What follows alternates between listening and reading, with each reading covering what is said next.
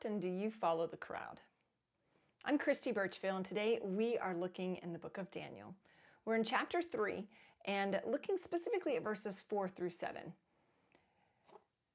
When you think about the idea of following the crowd, it can actually be really easy to follow the crowd.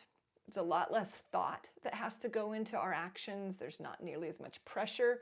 There's a sense of relief that we can feel as we're just, following through and doing what other people do.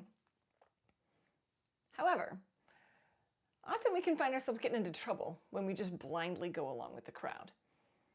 Now, the story that we're looking at here in chapter 3, King Nebuchadnezzar has set up a golden statue of himself. And he said, you must bow down and worship it. So Daniel chapter 3 verse 7 says, therefore, as soon as they heard the sound of the horn, the flute, the zither, lyre, harp, and all kinds of music, and all the nations and the peoples of every language fell down and worshipped the image of gold that King Nebuchadnezzar had set up. They all did it. These people were told that they should bow down to this giant statue, and so they did.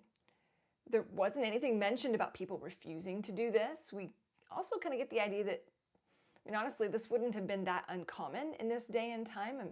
A lot of countries, even today, still consider their rulers a deity. And so bowing down and worshiping their ruler or an image of their ruler wouldn't necessarily have been that unusual. What does the crowd around us do when we take a look at our own life and our own circumstances?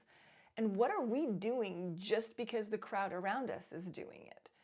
Do we dress the way we dress because it follows the crowd? Do we speak the way we speak because it follows the crowd? Do we eat the food that we eat because it follows the crowd? You get the idea. We do a lot of the things that we do because we see what other people around us are doing and we just follow suit. It's easier. Our brain doesn't have to engage quite as hard, and there's not as much really thought and effort that has to get put into decisions if we're just going with the flow. However, should we instead be intentional about following Christ and ensuring that every action that we take, even the seemingly mundane ones, are we doing those because we believe that's the action that Christ would take in that situation? As leaders, we just can't get hung up on what everyone else does. We have to understand that the best way to lead is to ensure that we're following Christ in every single area of our life and not just following the crowd. Leading through challenging circumstances is challenging. It's hard. And so we can seek to try to find ease wherever we can. But this can't be the area. We have to continue to evaluate everything we do. Does it line up with Christ? That's the goal and the focus for us today. If you missed any of the previous sessions, there's a link in the description below. It'll take you to the full playlist for this series, as well as a couple other series in case you want to check those out also.